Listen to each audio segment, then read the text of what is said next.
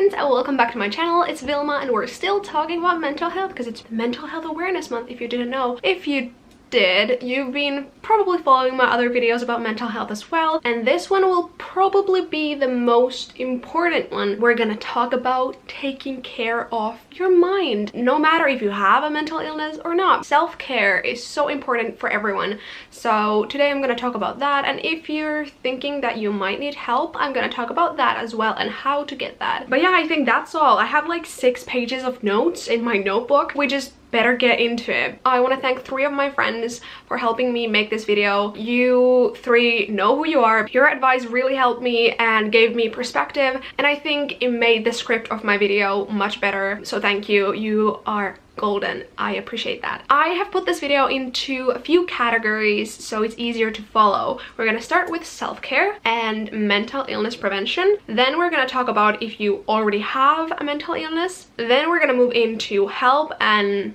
how you can get help, and last, oh my god, jeez, and last but not least, I'm gonna talk about kind of like everyday little tips and advice for stress and that kind of stuff. So yeah, let's start. The first thing is self-care. Don't think the things you see or hear online or from your friends are gonna work for you. They might, of course. I encourage you to try a lot of things, but they might not help. One thing that has never ever worked for me has been meditation. I personally cannot follow an online meditation. I get distracted immediately, but if I have a person in the room with me kind of guiding the meditation, it might work then. But meditation for me has never worked, and I felt so frustrated and annoyed because I couldn't do that, and I felt like I was failing.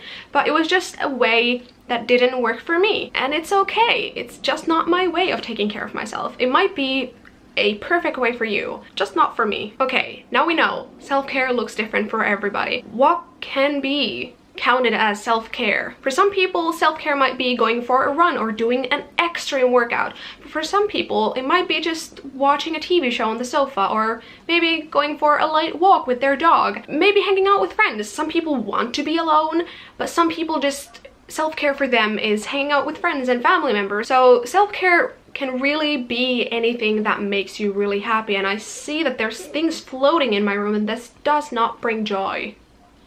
Ugh.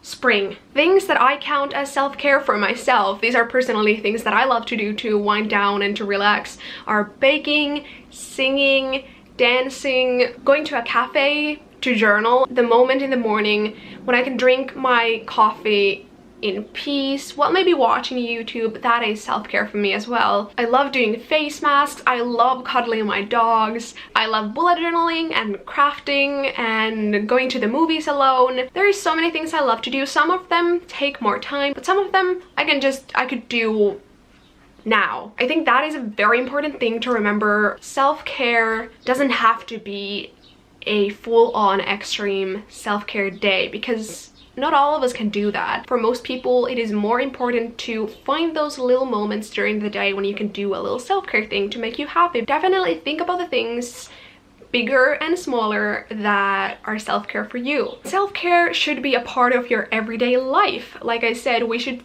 try to find things that we can put into our everyday. For me, my morning coffee or journaling in the evening. Those little things adding up and kind of building this house of self-care, if I may say so. Those things together, the small things added together, make a bigger thing, and that bigger thing, those little small things that make you happy added together make this ball of happiness. They can really change your day. When I put my thoughts on paper or when I do my bullet journal, I might have had a sucky day, but then when I do those, I might not feel on top of the world, but I probably feel better. It's not that my life suddenly is better, like I'm happier and none of my worries affect me. No, it's not that. It just makes me feel just a tiny bit better, and that is the reason why self-care is so important. And why I'm almost ranting about self-care is because self-care is a massive part of mental illness prevention. The second thing is protecting your energy, and this sounds like a hippie thing, but I mean this. In your mind, look around and think, what kind of things are making you feel exhausted, suffocated? Which things are making you feel worse Which things are making you feel less happy? Which things are making you feel like you can't live your life to the fullest? For me, those things were toxic people and toxic relationships, unnecessary drama, stress, and pressure from school, comparing myself to other people, and my body image issues. And it took me time to realize that I have to protect my energy from those things. Those things are harming your energy, and I know this sounds hippie, but just listen to me. Protect yourself from those things that make you feel less happy and substitute those things with things that make you feel happy. I substituted toxic relationships with healthy, happy relationships. Comparison with only competing against myself. So do the same thing. Those two things that go so well hand in hand are, I think, maybe the biggest parts when it comes to preventing mental illnesses. But what is prevention? Like, what does prevention mean? What is prevention? Prevention in mental health aims to reduce the incidence, prevalence, and recurrence of mental health disorders and associated disabilities. AKA, with it, we're trying to get rid of the risk of getting mental illnesses and other mental health issues. You should protect yourself from the risks of getting issues with your mind, but there is some things that expose you to these issues. Alcohol and drugs, bullying, lack of social interactions, unsafe environment, isolation, financial problems, diseases, etc. Things that we may be able to do something about, but there is also things like genetics that we can really do nothing about. So there is definite risks to getting mental illnesses and mental health issues, but that's why we do some things to get the risk of getting those issues and illnesses kind of weak. We're just trying to get it down. We're just, you know, you are under a risk of getting any illness doesn't mean you're going to get it, because there's always ways to try and prevent it. There is no sure way to prevent them. But why wouldn't we try? Because there's nothing to lose. If you're trying to take better care of yourself and protect yourself from things that make you unhappy, I think you're just winning. It's better to try than not to try. There is definitely things you can do for prevention. 4 of them that I found online were paying attention to warning signs, having daily routines, taking good care of yourself, aka self-care that we talked about, and get help when you need it. That is a part of prevention as well. When you feel like you need help, you ask for help. And we're gonna go into help just a bit later in this video, don't worry. It's been scientifically proven that a healthy lifestyle, including healthy routines such as eating healthy and exercising, and good healthy relationships are a massive part of preventing a lot of stuff, mental and physical stuff. But again, living healthy means different things for every one of us on this planet, so just think about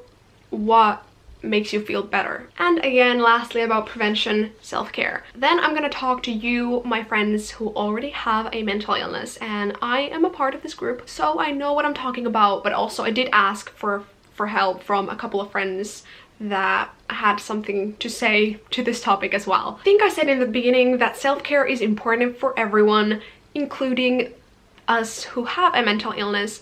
But when you have a mental illness, self-care might look very different than what it might look like to someone else who doesn't have a mental illness, or it might look different to you than self-care was for you before. Sometimes for me, like taking a shower, just a simple shower, is self-care. Sometimes it feels unbearable to get out of bed to go and take a shower. So that has changed. Showers used to be just an easy evening routine, and sometimes they still are. But there is also evenings when I could cry because I still have to take a shower, but then I just take myself to the shower because it is important and it makes me feel better. But yeah, taking care of yourself when you have a mental illness, it might be more difficult than before. Like I told you, taking a shower might be very difficult for me. Taking my makeup off in the evening, I'm like, this is a part of your self-care routine. Your skin will feel better, you will feel better, but I'm just like almost crying because I'm just so tired and so exhausted. And this wasn't my life before. Taking off my makeup was so easy and just like, eh. But these days it can be a tricky thing to do. It wasn't self-care before, but now it is. But that's how mental illnesses change your life. Why am I laughing? This is not a thing to laugh about. Humor. I think there's a couple of things for all of you who have a mental illness, and I mean, these are good things for everyone to think about, but especially if you have a mental illness, I think these are good things to think about. Knowing your boundaries, reminding yourself you're not a failure, think about it, write it down, you're not a failure. Not every tip and activity will work for you. This is what my therapist slash counselor, because I'm not actually sure what's her title, the person I go talk to has said this to me, like, maybe this won't work for you, but try it. You might never know. And then keep in touch with your feelings. Jesus Christ, I cannot even tell you how important this is. And for me, a way to keep in touch with my feelings is journaling. I've been doing that for years, and again, this might not work for you, but for me it has worked, and that's a way for me to keep in touch with my feelings. But maybe you meditate, maybe that's the thing that works for you, and that's how you keep in touch with your feelings. Find the way to keep in touch with your feelings and your emotions and your thoughts. And yeah, it's important for me to keep active and to do things even if I don't actually have anything to do that day. So I do that because it's important for me, and I've noticed it makes me feel better. If I stay in all day, my mental health suffers. Maybe you're the complete opposite and you feel better staying at home, and that is okay too. Also, a thing I've noticed and learned, and this took me quite a lot of time, but I realized that my thoughts affect my feelings, which affect my behavior, which affect my thoughts. This is a circle that keeps going around and around and around, and when this circle goes the negative way, what I've tried to do is to stop that. I'm like, hey, but just knowing that there is that circle, that thought feeling behavior circle makes the most difference for me.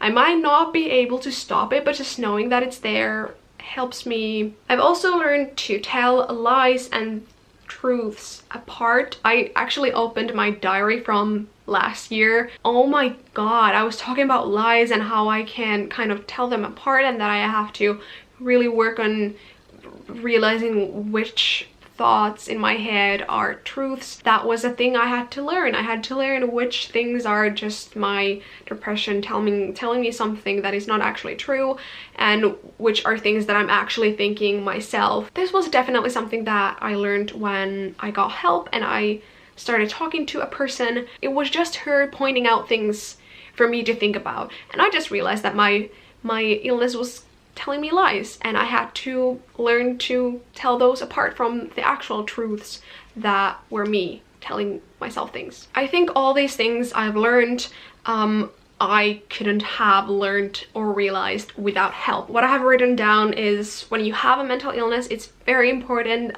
that you get proper help from a professional who can help you learn to cope with your mental illness. I can again just tell from my own experience, but what I heard from a couple of my friends that I've talked to, a lot of them tell that professional help has helped them a lot. That is the thing I'd highly recommend. And again, I'm gonna talk about help in just a minute. Without help, I personally couldn't have realized I have mild depression, and I know that I would have just continued telling myself, oh, you're just lazy, oh, that's over dramatic, are these feelings really real? All those things were just proper 100% lies. Thanks to help and awesome people helping me, I realized that no, I'm not over dramatic. Yes, these feelings are real, but I'm not lazy. There is almost a misconception that we're supposed to work alone and we should survive alone. And yes, you can do a lot yourself, but you very likely need professional help, especially if you have a mental illness. Maybe that's just what I think, but maybe it's just what I think. I've been literally filming this for so long that I got so hungry that I have to take a food break. I'll be back soon. One bowl of chickpea curry and a Sofia Newgard video later, I'm ready to finish this video. Now I'm finally gonna talk about help and how to get it. This is a topic that is still taboo. I got a couple of questions about this. It was something I used to be so scared of talking about, but now I'm ready to talk about it, and I'm ready to help you with that, because help is important.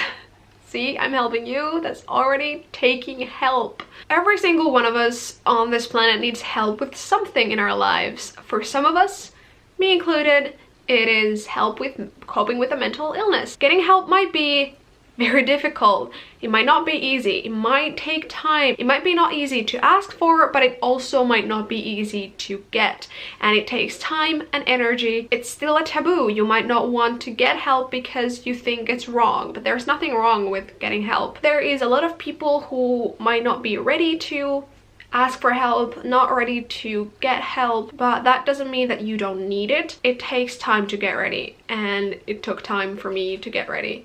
I didn't know about that, but now I can see that. And now I'm gonna talk about my experience with getting help. So I didn't even realize that I was doing really unwell before just the feeling of needing help struck me. In the summer of 2017, I had a really rough time.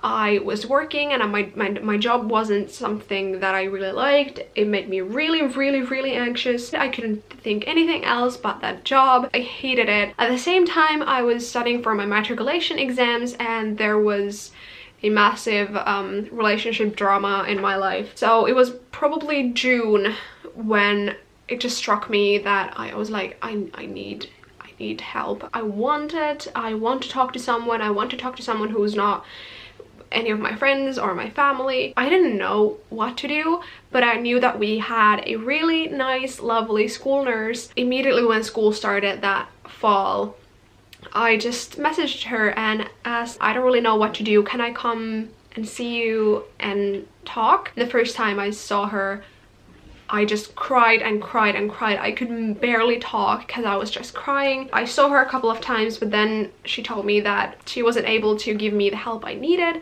And then for about 2.5 months, I saw someone whose help wasn't helpful. I tried so much to just be okay with it, and I was like, this person is a professional and I'm supposed to be here, but he just didn't get what I needed, and yeah, he didn't listen to me really.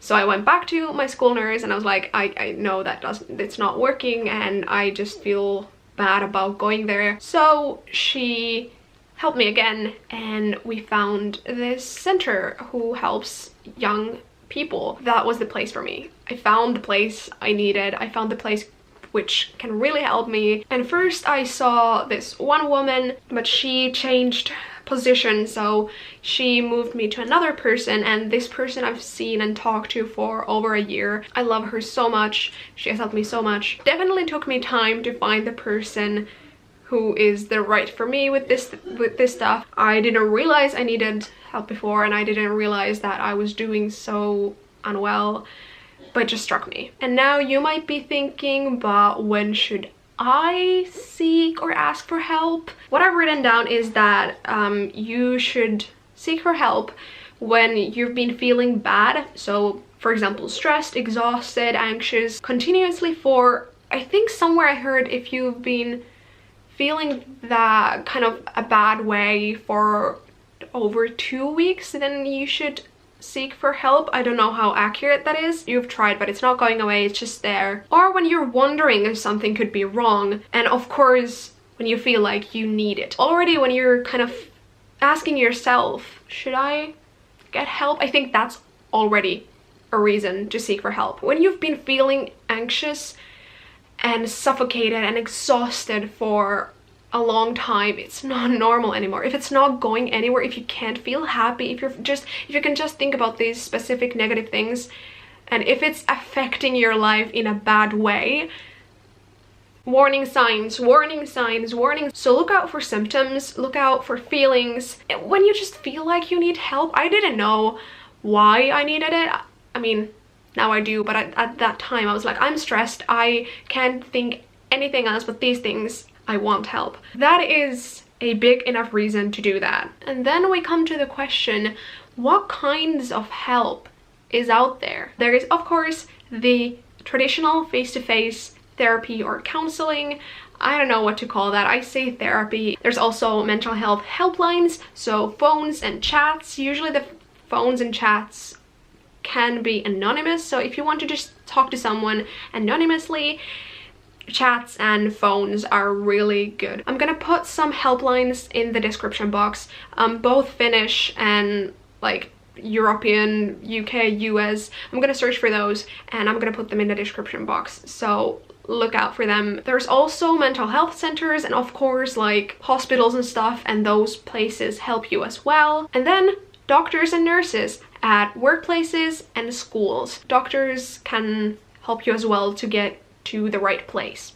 And that's what happened to me, because I didn't know where to go, so I went to the one person I knew, a nurse. And then the therapists in your life, your family, and especially your friends. I've got so much help from them, and when I didn't have professional help, I had friends, and they also encouraged me to get professional help. If you're scared to talk to people you don't know, talk to your friends and your family first. And that is again what I did. Remember, I can't tell you what to do, I can't tell you what's right for you, because you are your own person. You can try all the things I tell you, but I can't tell you what will work. Someone who is a professional with this stuff can help you a lot more. I'm just like Grandmother Willow from Pocahontas being like, listen with your heart, you will understand. One thing I can definitely tell you is that getting help and letting that help sink in takes time, energy, and effort, but it is my #1 recommendation for you to do if you feel like you're in a bad place in your life. And then I got a question that I really struggled with, because I have never felt this way, but I did ask a couple of my friends who have been in a really, really dark place in their life. The question that I got was, what if you feel like you just can't ask for help? One of the advice that they told me, or one of them told me, was that friends can help you seek for help, but you have to want it and accept it. And I think this is a massive thing. You have to want help for it to work. And if you don't want it, if you don't accept it, it won't work. And if you have bad experiences from the past, I can just tell you that it takes probably different people and different places for you to find the person that works for you. If you feel like you want help but you're just way too exhausted and drained, talk to your friends about your feelings and your moods and let them help you first. Then you can ask them to seek for help for you. If one of my friends asked for me to help them to get help, I'd be like, I'm here to help, like what should I do? You can ask them to seek help for you. And just remember, asking for help, wanting for help isn't a sign of weakness. Wanting help and asking for it, seeking for help, is smart. It is extremely smart. You're a smart person if you want to do that. If you're doing that, if you go to therapy, you're smart. You're freaking smart. You're doing such a great job. So don't be ashamed. I am really proud for asking for help, and I'm really happy that I go to talk to someone. It was a while ago, like I said, when I was rereading my diary from last year, and I was like, oh my god, character development. I've grown so much. I'm in such a different place now than I was a year ago, and that is why I want to spread the gospel of getting help, because for me it was a really important thing, and I have no idea why it's such a taboo. Like, why? I just don't get it, because it's great and it makes me feel amazing, and I've learned so much. So these things, the tips and advice I'm gonna tell you, are something that I learned from my therapist counselor person and my psychophysical physiotherapist. I saw a psychophysical physiotherapist last year for half a year, I think, and it was really eye-opening and great. Now I'm gonna tell you some exercises and little tips you can do. These little exercises and advice that I'm gonna tell you are something that are gonna help you if you're feeling really suffocated and anxious, if you're just feeling like you're kind of going like this and you're stuck in your head. This is so weird, but drink water or drink tea. I haven't heard this before, but the last time I saw my therapist counselor person, she told me that there's actually science behind like drinking water and it calming your body down, and it's like a physical thing. When you drink water, for example, you gulp, and that kind of, the movement is down. So it's kind of like you're going towards the ground. That's also why a lot of British people say that tea helps with everything, because if you're feeling really bad and you drink something, it calms your system down. It won't make your anxious feelings go away, but it will definitely kind of calm your body down. Then there's breathing exercises that are a key, and they might be very difficult to do because if you're breathing like it's really difficult to calm down, but there's different kind of breathing exercises. I can link some of them down below because there's so many, but one of them is breathing in and counting to 4, holding your breath for 7 seconds, and then breathing out and counting to 8. Works every time, for me at least. I've been also advised by my therapist to write things down. I love doing mood boards in my bullet journal. Sometimes she tells me to write down 3 things every night that I'm grateful for to make my negative thinking kind of quiet down for a bit. Then 2 exercises that I got from my psychophysical physiotherapist. And if you don't know what a psychophysical physiotherapist does, that person basically teaches you exercises to calm yourself down. That's how you could kind of explain it. She taught me a lot of ways to cope with breathing because I had a lot of struggle with breathing. For me, depression drove, at least before, it drove a lot of anxiety as well. And first I actually thought I would have anxiety, but I don't. I have mild depression. One of the symptoms that I get is really high anxiety sometimes. And because I had my exams and I had a really stressful job, that was actually one of the main things that drove that anxiety bit a lot last year. Because I had those, I needed someone to teach me how to breathe because I didn't know how to breathe. So one of the exercises that we did together was what I think I'd call 3 spots. And this is one to get yourself out of that very anxious, fast-paced thought circle. What you do when you do this exercise is that you pick 3 spots in the space you're in. My spots right now could be the Dumbo Tsum Tsum that I have on my shelf, my mini ears that are on the wall, a floral pillow on the floor. I would go from one of the object, I would stare at it for a bit, look at the other object, stare at it for a bit, third object, and stare at that for a bit. And when I've done that for a while, I would give those things new names. The names usually spelled a sentence. For example, now I will rename the Dumbo Tsum Tsum as everything. The mini ears are is, and the pillow is okay. When every time I stare at the object, I would, instead of saying Dumbo Tsum Tsum mini ears pillow, I would go everything is okay. Instead of saying all those very messy things in my head, I would only think about the 3 things, the 3 objects, the 3 words. I would breathe and just be. So I'd highly recommend doing that if you're in a very stressful situation. And then the last thing, which actually works for me really well, is doing planks and wall squats. I am a really physical person.